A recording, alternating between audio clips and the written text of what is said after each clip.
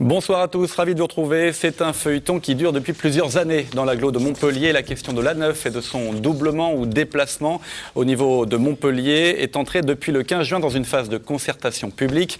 Un débat qui est vif depuis longtemps sur le plan technique et bien sûr politique. Le doublement de l'A9, c'est la patate chaude que se transmettent les ministres des Transports qui se succèdent. Au cours de cette émission, nous allons donc alimenter ce débat qui concerne une bonne partie des habitants de l'agglo.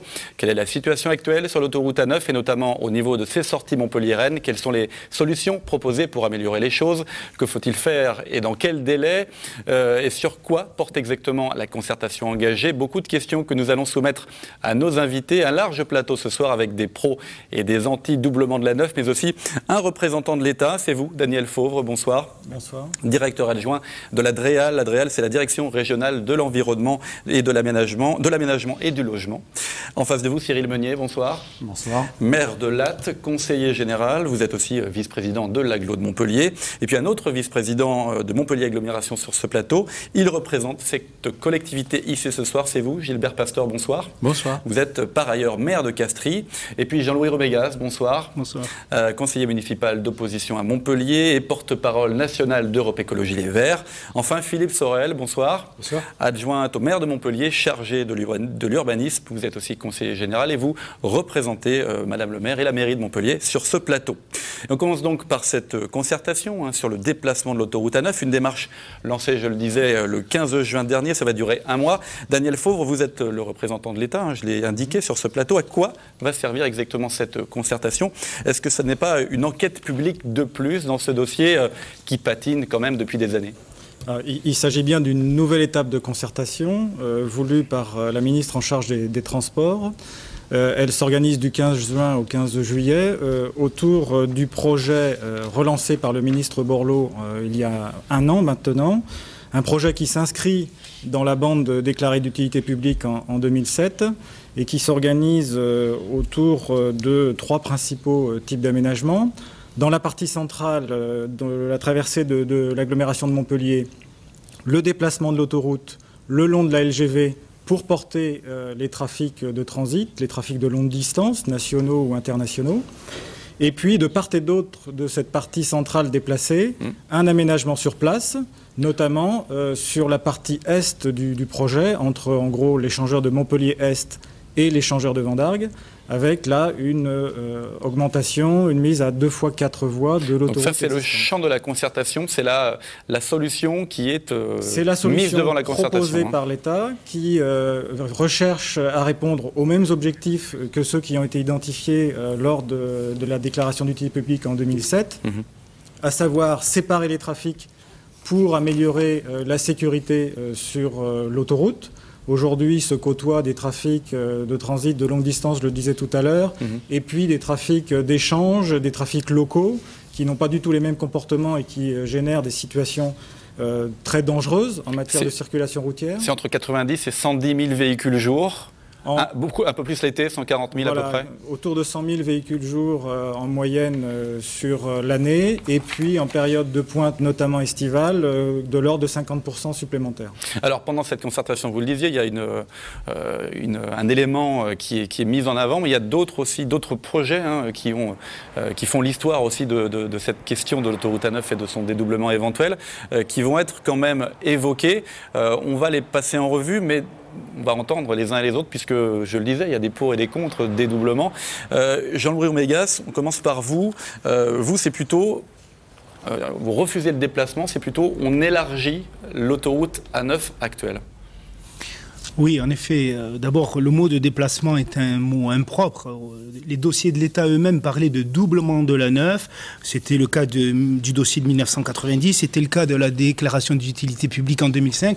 Aujourd'hui, on a l'impression qu'on veut enrober le projet en disant que ça serait qu'un déplacement. En réalité, il s'agit dans le projet de l'État de faire une deuxième infrastructure de 2 fois 3 voies ou 2 fois 2 voies, enfin la concertation le dira, mais en tout cas une nouvelle infrastructure routière, et de déclasser la première. Mais on aura quand même 2 autoroutes, dont une serait à vocation, disons, urbaine, et l'autre serait une véritable autoroute. Mais donc 2 infrastructures.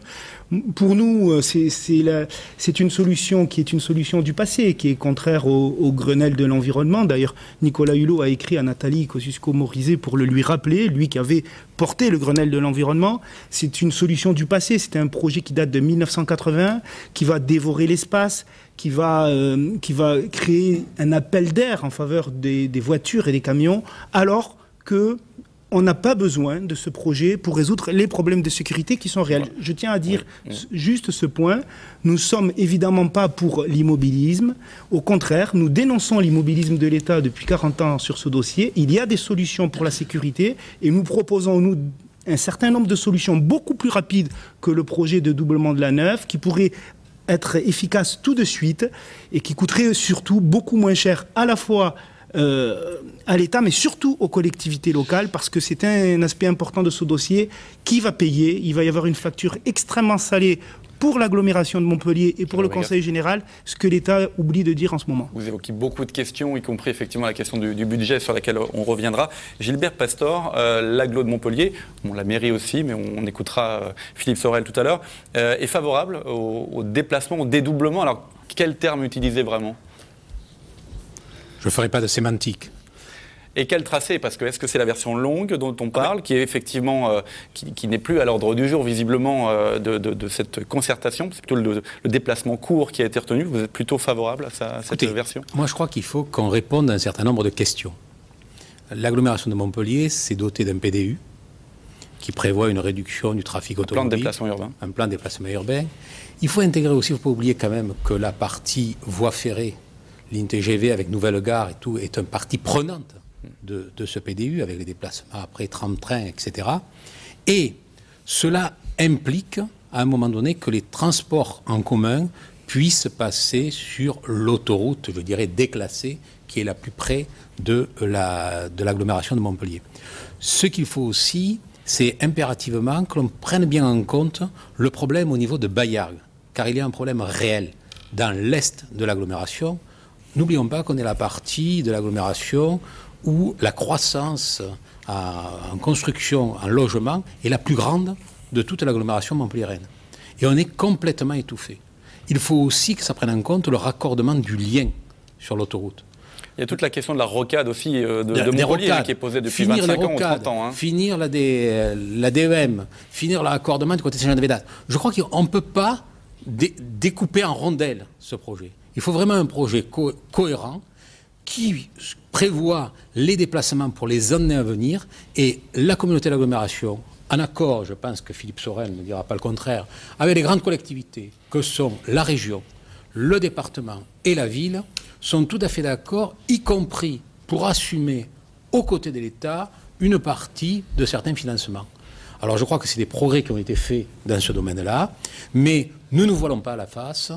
Le trafic, il y est. Oui, il faut qu'on fasse qu'on essaye de moins utiliser la voiture, de moins utiliser les camions et tout. Mais pour le moment, ça y est.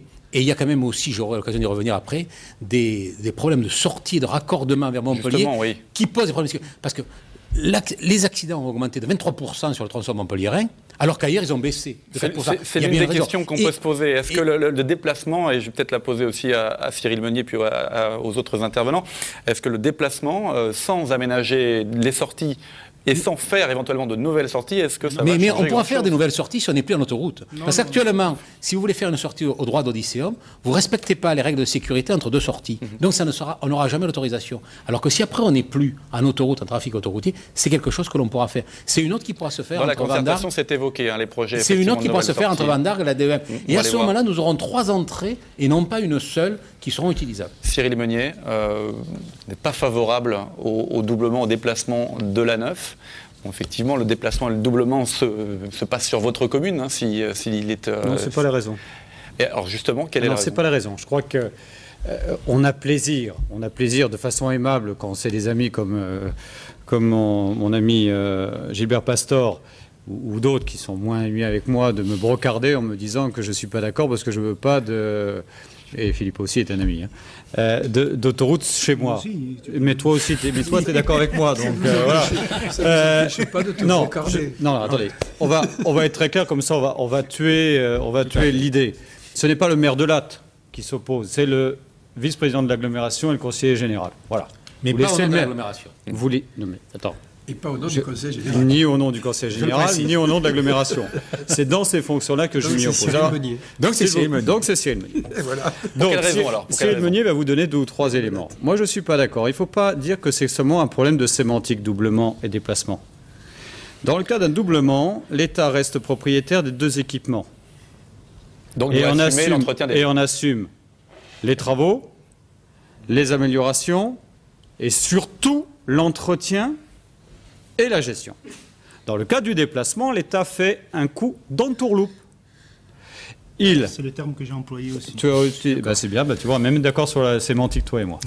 Un coup d'entourloupe où l'État, parce qu'il n'a pas les moyens de réaliser ces projets, parce qu'on parle de projets, mais les moyens n'y sont pas, mais fait le doublement d'autoroute et laisse aux collectivités dont je suis élu, vice-président et conseiller général, vice-président de l'agglo, laisse la responsabilité des travaux sur la 9 actuelle. Et là, je ne suis pas d'accord. Et notamment les nouvelles sorties. Deuxièmement, vous savez, je suis d'accord avec le constat de Gilbert.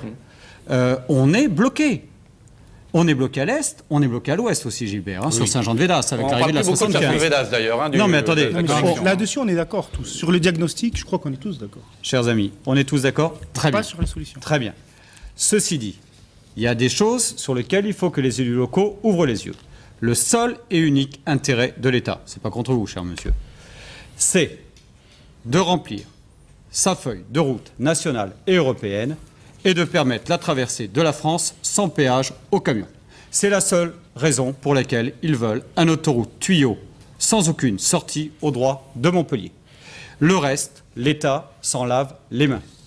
L'État ne prévoit dans ce projet, et lisez bien le dossier, aucun travaux de raccordement du lien au droit de Castries avec le péage de Vendargue. C'est inadmissible.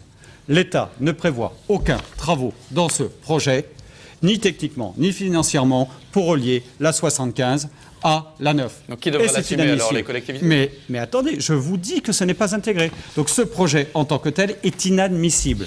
Je veux bien entendre la volonté et la nécessité nationale et européenne de faire passer le trafic des camions et le trafic de transit VL au droit de Montpellier sans venir se confronter au trafic domestique. Je veux bien l'entendre. Mais moi, je suis un élu local, je ne suis pas un élu national. Et donc, je défends l'agglomération, je défends le conseil général. Et je dis que la première chose à faire, c'est de mettre en sécurité les gens dont on se fiche depuis 20 ans.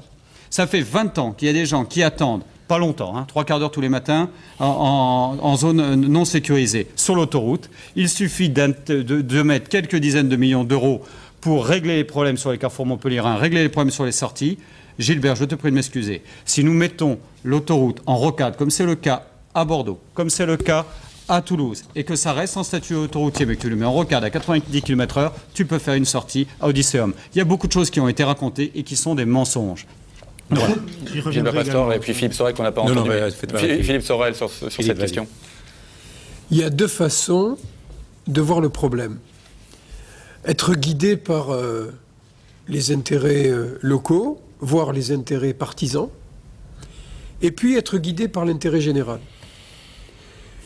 Sur ce dossier, aujourd'hui, la ville de Montpellier, l'agglomération de Montpellier, le département de l'Hérault, la région et l'État sont arrivés à un constat, suite au diagnostic sur lequel tout le monde est d'accord, pour dire qu'il faut régler le problème du contournement sud de la ville de Montpellier. D'ailleurs, je ne vais pas prendre comme témoin les collectivités, mais interroger les Montpelliérains dans la rue. Posez-leur la question, et ils vous répondront. Et donc, le contournement sud de Montpellier ne peut être que l'autoroute actuelle qui, une fois transformée en boulevard urbain, permettra de finir le système prévu à l'origine.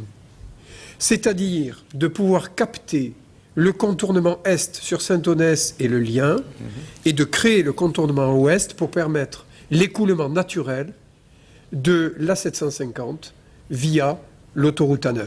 La 750, la 9, on n'entend plus beaucoup parler du moindre projet, du moindre tracé depuis quand même quelques années. Simplement, aujourd'hui, l'A750 vient déferler dans le quartier de la Paillade. Est-ce que vous trouvez ça normal? Non, mais il y a un constat, il est important d'avoir un projet. C'est le seul projet de contournement sur lequel tout le monde est d'accord dans le principe. Hein. Et j'écoutais les Verts l'autre fois au conseil municipal et l'UMEP, qui sur ces deux dossiers ont quelquefois d'ailleurs des positions assez semblables. Enfin, pas l'UMEP dans son ensemble, un député UMEP. Mais Jacques Domergue, pour ne pas le citer. Certains ont évoqué des contournements nord. Mais vous voulez le faire où, le contournement nord? Dans le canton des Mattel, de M. Dupraz, Vert, dans Vert Paradis, vous voulez abîmer la garrigue? Donc, certainement pas. Les Verts, qu'est-ce qu'ils disent? Ils disent qu'il ne faut pas briser. On va les écouter. Il faut pas briser le corridor écologique. Mais ils ne l'ont pas dit pour la LGV. Ils ne l'ont pas dit pour la ligne de TGV. Or, au droit de Montpellier, la ligne de TGV, de LGV et l'autoroute sont collées. Alors, il ne faut pas dire n'importe quoi. C'est une situation historique pour la ville de Montpellier, pour l'agglo, pour le département et pour la région. Il ne faut pas la laisser passer. Bon, merci Philippe Sorel de nous citer, mais franchement, ce n'est pas un dossier sur lequel il faut avoir une attitude partisane. Tu l'as rappelé toi-même, il y a des pour et des contre dans tous les camps politiques. Donc essayons d'avoir du bon sens. Moi, je voudrais simplement revenir sur la question du désengagement de l'État qu'a évoqué Cyril Meunier, parce que c'est un aspect majeur de ce dossier. Je voudrais, je ne sais pas si on peut le voir à la caméra, mais en 2005, on voit ici tous les dossiers que devait assumer l'État. Il y avait non seulement l'A9, éventuellement le doublement de l'A9, la requalification, ce qu'on appelle le barreau ouest, donc le raccordement de la vieille poste jusqu'à l'A9, le raccordement ouest de la 750, tout ça était à la charge de l'État. Aujourd'hui, regardez, donc ce qui est en bleu est transféré aux collectivités locales, c'est-à-dire le raccordement ouest, on n'en entend plus parler, c'est les collectivités locales qui vont payer. Le barreau ouest est déjà transféré au Conseil général. Et la requalification est transférée aux collectivités locales. Le montant de la facture, nous l'avons évalué. Pour les collectivités locales, indépendamment des 500 millions que coûtera la nouvelle infrastructure. Mais pour les collectivités locales, la facture à payer sera aussi de 500 millions d'euros. Moi, je pose une question à Gilbert Pastor, à Philippe Sorel, aux représentants du Conseil général et de l'agglomération. Est-ce que vous allez augmenter les impôts?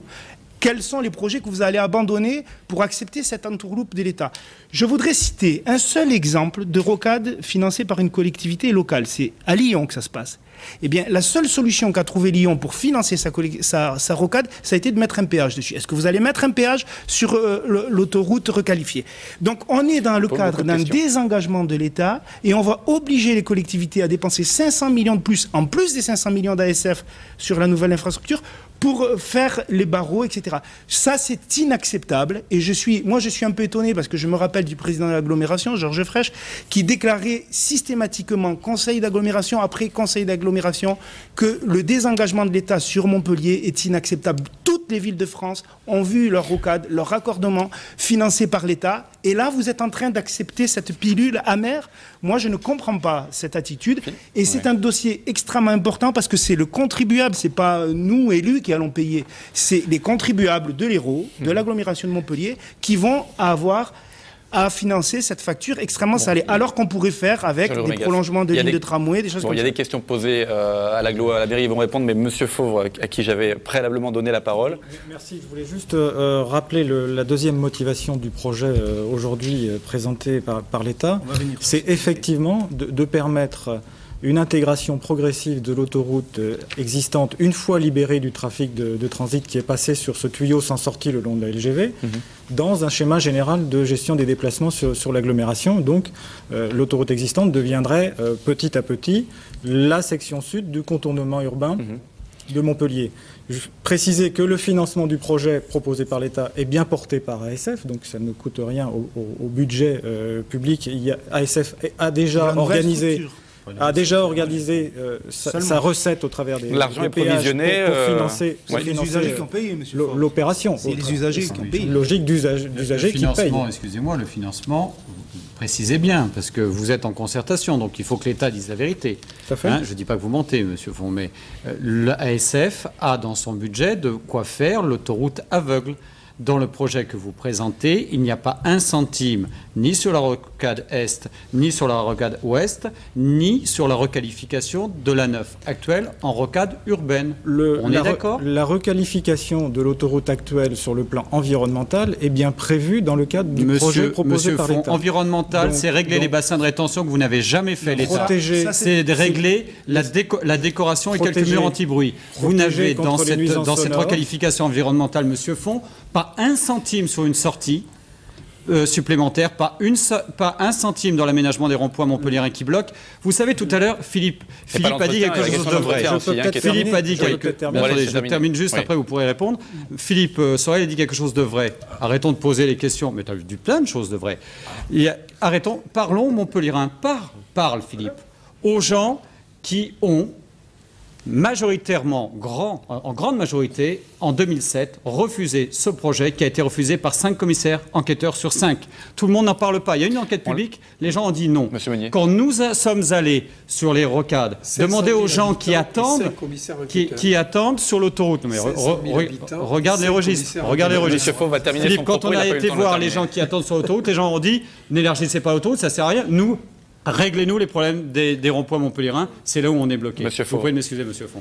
Juste terminer, oui. Donc le projet proposé par l'État intègre un volet de requalification environnementale. Donc dans notre jargon, ça veut dire effectivement des éléments de protection contre les nuisances sonores, des éléments d'assainissement de la plateforme pour protéger la ressource en eau contre les pollutions chroniques, les pollutions accidentelles, des éléments d'aménagement paysager. Ensuite, la transformation de l'autoroute existante en contournement urbain reste à négocier dans une discussion à venir entre l'État et les collectivités pour voir comment les uns et les autres peuvent y contribuer. Mais ça, c'est un autre volet. C'est un autre volet de l'opération. Parce que ça veut dire clairement que... Non, mais c'est très important. Ça veut dire ce qu'a dit M. Favre. Je rends hommage à la rigueur de son propos et à l'honnêteté de ce qu'il dit. Un bon fonctionnaire qu'il est. D'ailleurs, je dois dire que nous n'avons qu'à nous féliciter des contacts que nous avons eus avec les représentants de l'État ici. Il ne s'agit pas de ça, il s'agit d'une décision politique, soyons clairs.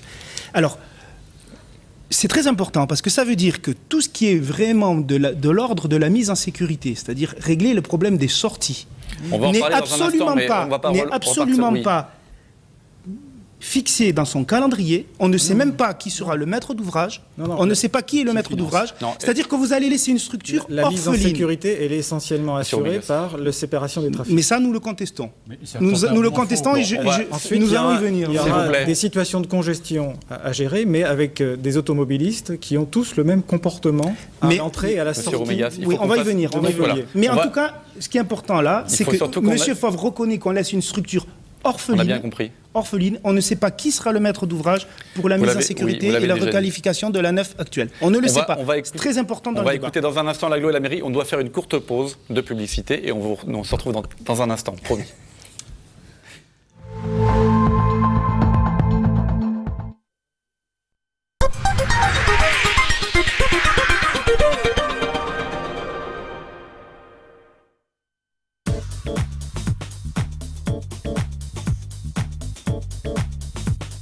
Le Pont du Gard, site emblématique et vivant, vous accueille toute l'année.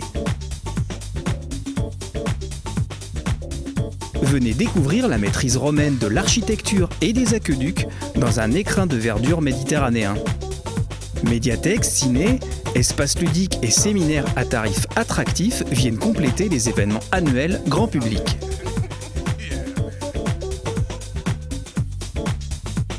Vendredi 24 juin, venez découvrir Total Festum, une soirée conviviale autour des cultures occitanes.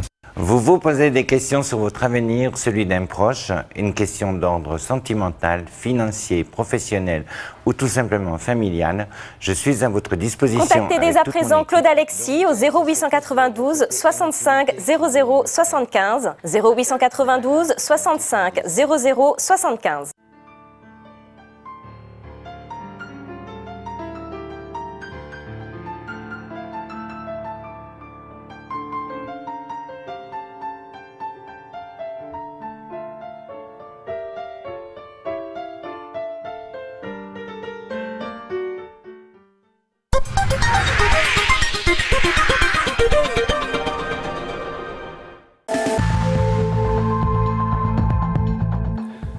Deuxième partie dont on en parle, nous évoquons aujourd'hui l'A9 et les projets de dédoublement ou de déplacement. Alors on a vu tout à l'heure la différence entre les deux terminologies.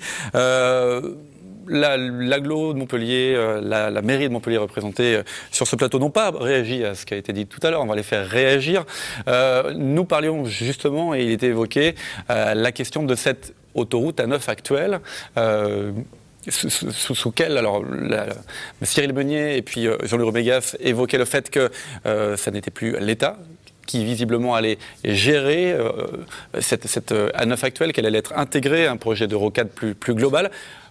Les choses ne sont pas vraiment ficelées, mais effectivement, est-ce que c'est le cas? Et est-ce que ce sont les collectivités qui financeront l'entretien et éventuellement les nouvelles sorties qui sont prévues sur cette A9 qui restera en place? Gilbert Pastor. Oui.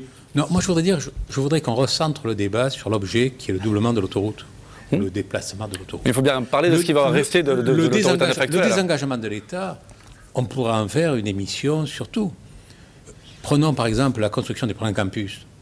Avant, les collectivités ne participaient pas aux constructions des universités. Et maintenant, elles vont participer à 50%. Et on ne s'insurge pas. Et il va nous arriver d'autres endroits où l'État va se désengager. Et je doute que même s'il y a des changements de majorité dans les mois qui viennent, on revienne beaucoup sur le désengagement de l'État. Mais ça n'engage que moi. Donc je crois que le désengagement de l'État, c'est une chose. Il faut maintenant régler ce problème de l'autoroute. Et nous, les collectivités, on se positionne en partenaire de l'État pour résoudre un problème. Moi, je vais vous dire, en 1993, j'étais premier adjoint au maire de Castries. Je me suis retrouvé dans le bureau de Gérard Sommade, président du Conseil général, pour savoir, on allait faire passer le bras du lien entre Castries et le raccordement de l'autoroute, parce qu'il fallait se décider dans le mois qui suivait pour savoir comment on allait raccorder l'autoroute. Ça fait 20 ans. Et on n'a toujours pas bougé. Moi, quand je croise mes administrés, ils me disent, mais enfin, il va bien falloir que ça bouge, que ça avance. Certains diront qu'il y a eu des blocages politiques importants. Quand même, tout n'est pas lié à l'État quand même. On en devient d'un ridicule achevé dans ce domaine-là. Il faut à tout prix qu'on avance.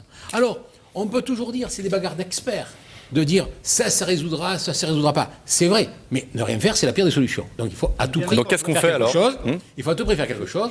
Et je pense qu'il faut... On a fait un PDU, nous, comme je vous dis, à l'agglomération, qui a été voté à l'unanimité, en plus, et qui implique un certain nombre de choses, et qui implique l'utilisation de cette autoroute, justement, en boulevard urbain. De toute façon, je sais bien que la sénatrice de Saint-Honnête avait proposé de faire une autoroute qui passerait au Pic Saint-Loup. C'est désespérant qu'un parlementaire puisse proposer ça, alors qu'on sait que ça prendra au moins 50 ans pour le faire. Et puis ça n'aurait aucun intérêt de faire ça. Bon, il faut qu'on avance. On prendra notre part financière, les collectivités, comme on le prend dans d'autres dossiers, et comme on sera appelé à le prendre dans d'autres dossiers, parce qu'on va nous sortir des normes sur, par exemple, les bâtiments à basse consommation, etc., où on va être obligé de financer. Je crois qu'on est en train de rebattre les cartes actuellement dans ce domaine-là. Ne ratons pas cette opportunité, mais je crois qu'il faut maintenant qu'on avance dans ce domaine-là. Philippe Sorel. Bon, deux points simplement. Le premier, c'est que la récupération de l'autoroute A9 actuelle pour la reconfigurer en boulevard urbain permet à la ville de Montpellier de mieux irriguer l'ensemble des nouveaux quartiers qui se construisent au sud et de protéger les quartiers existants à la fois des nuisances sonores et de la pollution. Donc ça, dans le projet effectivement de concertation, on a vu des nouvelles sorties éventuellement, des schémas de nouvelles sorties qui sont prévues, qu'elles soient à Odysseum, sur l'avenue Raymond-Dugrand au niveau de la ZAC Rive-Gauche et également sur la ZAC de la Restanque, c'est-à-dire sur le pré d'Arène. Le deuxième point, c'est la sécurité. Monsieur Romégas disait tout à l'heure, vous allez créer une autoroute ou une rocade orpheline. Mais lorsqu'on voit la queue de 2 km à l'entrée de l'échangeur du Zénith, et que l'on pense à ceux qui pourraient arriver si un semi-remorque... Pourtant, il y a eu des aménagements de sortie qui ont été effectués les dernières années. File de voiture. Ça sert à rien. Eh bien, moi, je préfère que ce ne soit pas les familles de Montpellier qui soient orphelines. Jean-Louis Romégas, et puis on attendra M. Faure aussi. C'est très intéressant ce qui est... Effectivement, le rond-point du Zénith est cité. On voit tout à fait que l'engorgement, la photo est petite, mais enfin, on voit le rond-point du Zénith. On a des images, l'autoroute est fluide, et on voit très bien que l'engorgement se situe au niveau du rond-point du Zénith, sur les sorties. Alors, est-ce qu'on a fait tout ce qu'il fallait pour améliorer? Non. On a juste allongé des bretelles sur 2 ou 3 sorties, je ne sais plus. C'est tout ce qu'on a fait. Mais qu'est-ce qu'on n'a pas fait? Par exemple, on n'a pas fait ce qui était prévu dans le projet d'ASF et dans le projet de l'État au départ. Et que je rappelle ici. À l'époque, au rond-point du Zénith, vous aviez un trèfle. Aujourd'hui, vous aviez un trèfle qui permet d'éviter que tout le monde aille sur le rond-point du Zénith pour engorger ce fameux rond-point. Ce trèfle n'a jamais été réalisé. Donc ça, on pourrait le faire. Déjà, pourquoi le trèfle n'a jamais été réalisé? Ça soulagerait beaucoup. Deuxièmement, on a créé... On n'a pas fait effectivement, et là encore, des engagements de l'État, on n'a pas fait le raccordement du barreau Est, qui aussi permettrait de dévier une partie vers le RD 65. Mais on n'a pas fait. Mais oui, mais on l'a pas fait. Mais c'est pas vrai qu'on peut pas le faire. Mais c'est pas vrai, on peut pas le faire. Il y a un problème. Ça n'est pas vrai. Pourquoi on peut pas le faire? Qu'est-ce qui te permet de dire? On peut le faire. Attendez, on pourrait aussi créer des sorties, même pas des échangeurs, simplement des bretelles de sortie à Odysseum, à la Restanque. Mais si on peut, il suffit pour ça. Il suffit pour ça. Excusez-moi, je conteste cela et je dis pourquoi. Je donne un exemple qui est existant. Il suffit de diminuer la vitesse à 90 km/h. Je vous prends comme exemple Toulouse.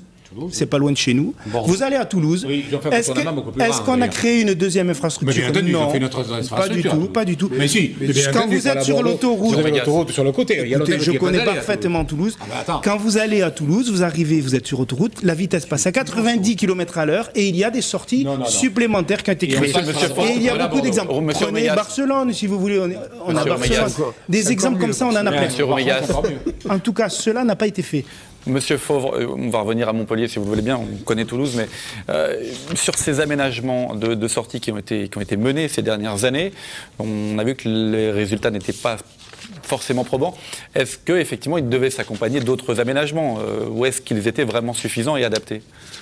L'objectif de ces aménagements n'était pas de traiter en première priorité la congestion, était d'abord de mettre en sécurité les gens qui attendent effectivement pour pouvoir rentrer sur les voiries de l'agglomération de Alors sur le Zénith c'est mieux, la sortie effectivement Est c'est mieux, mais sur les autres... ont été réalisés, s'avèrent insuffisants et c'est pour ça que le ministre a relancé un projet complet autoroutier de déplacement. Je vous ai montré le plan de l'État sur le rond-point du Zénith. Pourquoi le trèfle n'est pas réalisé? Vous ne répondez pas là, excusez-moi. Congestion et sécurité. Aujourd'hui, ce qui crée l'insécurité sur l'autoroute telle qu'on la connaît, c'est quand même la coexistence de modes de circulation complètement différents entre des camions, des véhicules légers qui descendent de l'axe nord-sud ou de l'arc méditerranéen et qui passent sur Montpellier après des heures de conduite plus ou moins vigilants et qui croisent des gens qui rentrent et qui sortent, qui font du gymkhana entre les fils et qui, eux, ont vocation à faire 10 km pour aller de leur habitation. Donc la séparation des flux, on l'a bien compris. Mais on peut séparer il y a un enjeu de séparation des flux majeur. Et une fois que ces flux seront séparés, l'autoroute existante avec 60% en gros du trafic qui est connu, donc en gros encore 60 000 véhicules jour sur l'autoroute existante d'échange avec l'agglomération de Montpellier, eh bien, on aura une unicité de comportement de circulation et quand bien même des phénomènes de congestion resteront encore observés, la sécurité sera bien moins en jeu. Sur la question de la vitesse, quand même à 90 km/h, puis après Monsieur Meunier. Alors, juste l'exemple de Toulouse et Bordeaux. Toulouse et Bordeaux, la rocade fait entièrement le tour et vous avez à chaque fois 2 solutions pour traverser ces agglomérations, ce qui n'est pas du tout le cas sur Montpellier avec un itinéraire unique. Et c'est ça qui fait la différence, qui plus est sur Toulouse et Bordeaux, l'importance du trafic poids lourd est bien moindre que sur Montpellier. Monsieur Meunier. Excusez-moi, moi j'ai une question à vous poser. Sur Toulouse et Bordeaux, la rocade dont vous parlez à 90 km/h, elle est bien domanialité État et elle a encore statut autoroutier. Elle n'a pas été cédée aux collectivités locales. On est d'accord. On quitte ce sujet-là. Tout à l'heure, notre ami Pastor a dit quittons la défausse de l'État, parce que c'est vrai que là, c'est même pas une soirée, c'est un mois dont on pourrait parler. Mais moi, je reviens sur ces questions de sécurité à deux ou trois choses. D'abord, les aménagements qui ont été faits, ils ont été obtenus suite à notre pression, après l'enquête publique qui s'était avérée négative. C'est pas vrai. Je te prie de m'excuser. Tu habites à l'Est, tu vois ce qui se passe à l'Est. Nous sommes sur l'autoroute, les gens du Sud. Ce n'est pas vrai.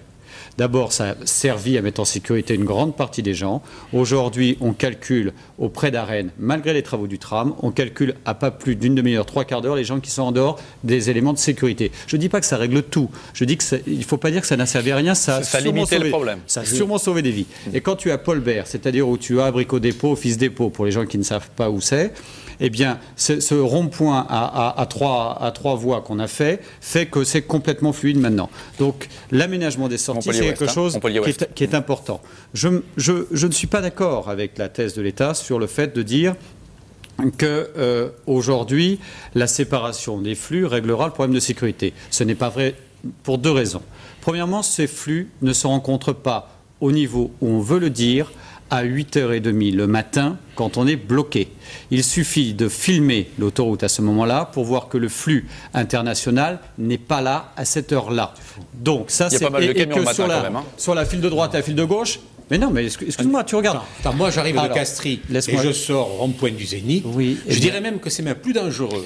Parce que comme toute la bretelle est remplie de véhicules qui attendent, c'est sur la bordure de sécurité, c'est 1 kilomètre avant qu'il faut prendre. Une bonne partie de la bretelle est sécurisée quand même. Non prévus qui vont tourner à droite, qu'il y a la queue. Et à ce moment-là, on se retrouve avec un camion derrière.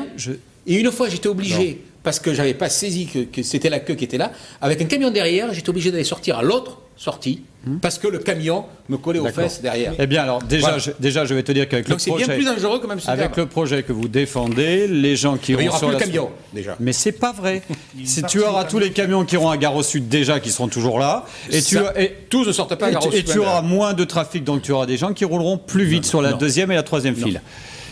Mais c'est évident. Et puis le raccordement à la 75, dans le projet, si tant est qu'il soit fait, parce qu'il n'y a aucun financement et aucun début de commencement de tracé à l'ouest sur Saint-Jean-de-Védas et compagnie, il n'y a même pas un début de commencement de tracé, même pas une idée d'arrêter. Eh bien, le raccordement à la 75 se fait sur l'autoroute urbaine. Tu l'as vu? Alors, moi, j'ai juste une question à poser. Je veux bien repartir au projet.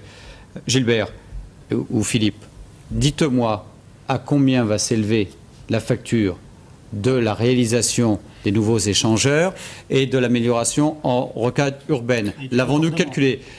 Dites-moi à combien va se fixer le coût de l'entretien et du maintien de cet équipement. Aujourd'hui, le projet n'a pas été volontairement par l'État identifié en matière financière et technique, parce qu'ils veulent s'en défausser. Une réponse assez rapide, s'il vous plaît. Oui, mais très rapidement. Mais c'est vrai qu'on peut voir le problème en financement uniquement, froidement.